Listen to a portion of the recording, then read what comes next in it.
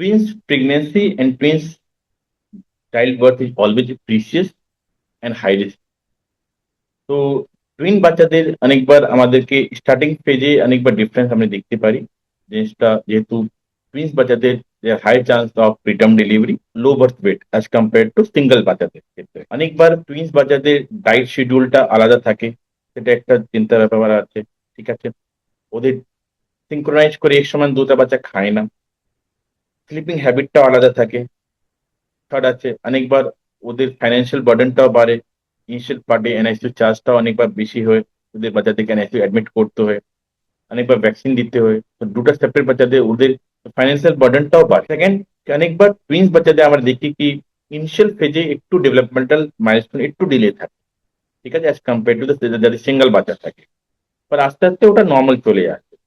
ঠিক আছে, ইভেন যে টুইন্স বাচ্চাদের আছে, ওদের যে লার্নিং এনভায়রনমেন্ট আছে, বাড়িতে যা শিখে, তা বুঝে, তা মোস্টলি শেয়ার থাকে, কারণ টুইন্স হলে শেয়ারই হয়। আর অনেকবার যে সিঙ্গেল বাচ্চাদের থাকে, ওদের আমরা বাইরে থেকে শিখে, তো they have isolated learning curve as compare to single learning and joint and combined learning curve twins ক্ষেত্রে। টুইন্স বাচ্চাদের সাপোর্ট স্টাফ, সাপোর্ট সিস্টেমটা খুবই সুন্দর রাখতে হবে। স্টার্টিং ফেজ থেকে যদি আপনি দেখবেন, তো জন্ম হওয়ার পর থেকেই অনেকবার টুইন্স মোস্টলি যদি প্রিটার্ম ইয়া প্রিম্যাচিওর থাকে, তো সেই সময় আপনাদের জন্ডিস হওয়ার সম্ভাবনাটাও একটু বেশি থাকে। ইভেন হাইপোগ্লাইসিমিয়া, হাইপোথার্মিয়া, শ্বাসের কষ্ট, রেসপিরেটরি ডিস্ট্রেস হওয়ার সম্ভাবনাটাও একটু বেশি থাকে। তো ইমিডিয়েট যা জন্ম হওয়ার পরে যে আমরা পিরিয়ড বলি, যে পোস্ট নেটাল পিরিয়ড বলি, সে সময় আপনাকে একটু সতর্ক রাখতে হবে। ও এরকম সেন্টারে চেষ্টা করবেন ডেলিভার করাতে, যেখানে এইসব ফ্যাসিলিটি গুলো ভালো এনআইসি সিস্টেম ইকুইপড হয়। সেকেন্ড, কি ফিডিং করার সময় আপনাকে অনেকবার ধ্যান দিতে হয় কি এদের অনেকবার বারবার করে ফিডিং করে, ক্লাস্টার ফিডিং করে, অনেকবার মায়ের দুধ অত পর্যাপ্ত হয় না, তো অনেকবার এদেরকে কমলাটাও অ্যাড করতে হয় দুধ মধ্যে। সেকেন্ড, অনেকবার প্রিটার্ম বাচ্চাদের, লোবার্থ বাচ্চাদের যা টুইন্স থাকে, ওদের ইনফেকশন হওয়ার চান্সটা একটু বেশি থাকে, তো ওদের টাইমলি ভ্যাকসিন দিতে হয়, রেগুলার মান্থলি চেক আপ করতে হয়। সেটাও একটা জিনিস আছে যা দিয়ে আমরা টুইন্সকে ভালোভাবে রেজ করতে পারি। ঠিক আছে, এছাড়া মাইলস্টোনটা খুবই ইম্পর্টেন্ট আছে।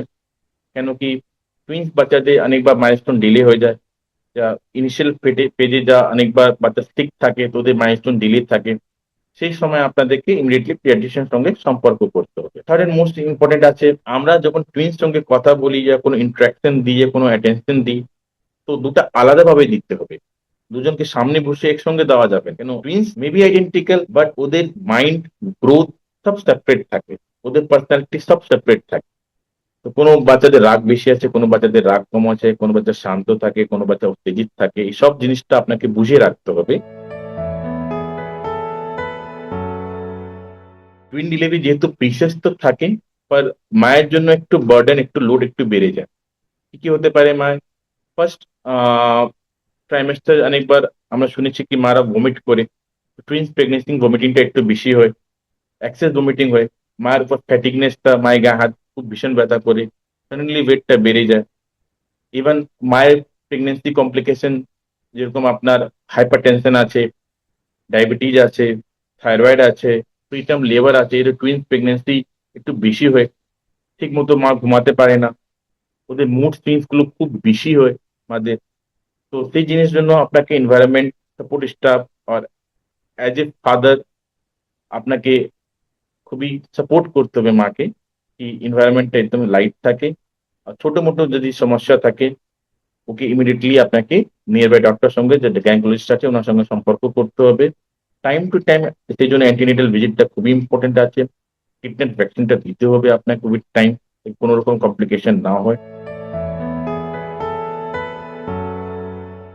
টুইন্স যেহেতু হাই রিস্ক আছে, এটা আমি আবারও বারবার করে বলতেছি, টুইন্স প্রেগনেন্সিটা সবসময় এরকম সেন্টারে ডেলিভার করতে they have well equipped NICU. কেন কি মোস্ট অফ দ্য টুইন্স অনেকবার লো বার্থ ওয়েট থাকে, যাদের ওয়েট 2-2.5 কিলো থেকে কম হয়ে যায়, অনেকবার 33 সপ্তাহ থেকে আগে ডেলিভার হয়ে যায়, তো অনেকবার ওদের ইমিডিয়েটলি কমপ্লিকেশন গুলো খুব বেশি হয়, যেরকম রেসপিরেটরি ডিস্ট্রেস, অনেকবার সার্ফেক্টেন্ট দিতে হয়, ভেন্টিলেটর রাখতে হয়, সিপ্যাপ রাখতে হয়। সেকেন্ড হয় কি অনেকবার বাচ্চাদের সুগার কম আপ ডাউন হয়, হাইপোগ্লাইসিমিয়া সিমটমস গুলো খুব বেশি হয়, বাচ্চা ঠান্ডা হয়ে যায়, হাইপোথার্মিয়া হয়, সেজন্য অনেকবার ওয়ার্মার তলায় রাখতে হয়। ফোর্থ মোস্ট ইম্পর্টেন্ট আছে কি জন্ডিস হওয়ার সম্ভাবনা এদের নর্মাল বাচ্চাদের থেকে অনেক একটু বেশি হয়। সেজন্য ফটোথেরাপি ইকুইপমেন্টস গুলো এনআইসিউ তে আছে কিনা ওটা আমাকে ইনশিওর করতে হবে, ডেলিভারি হওয়ার আগে সব ইনশিওর করতে হবে। এদের ইনফেকশন রিস্ক হওয়ার সম্ভাবনাটা একটু নর্মাল বাচ্চাদের থেকে বেশি থাকে। utmost acceptance, hygiene, hand care hygiene, hand wash, যদি আশপাশ নার্স আছে ওনার ঠিক মতো হ্যান্ড হাইজিন মেনটেন করছে কিনা এটা সব ইনশিওর করতো। টুইন টু টুইন সিনড্রোম, যার মধ্যে অনেকবার এক টুইনের দুটা টুইনের মধ্যে একটা টুইনের বাচ্চাদের ওয়েটটা একটু বেশি থাকে, আমাদের বাচ্চাদের ওয়েটটা একটু কম থাকে, তো আমরা বলি ডিসকর্ডেন্ট টুইন। তো এরকম বাচ্চাদেরও আপনাকে গ্রোথ মনিটর, ভ্যাকসিনেশন অ্যাসেসমেন্টটা রেগুলার করতে হবে।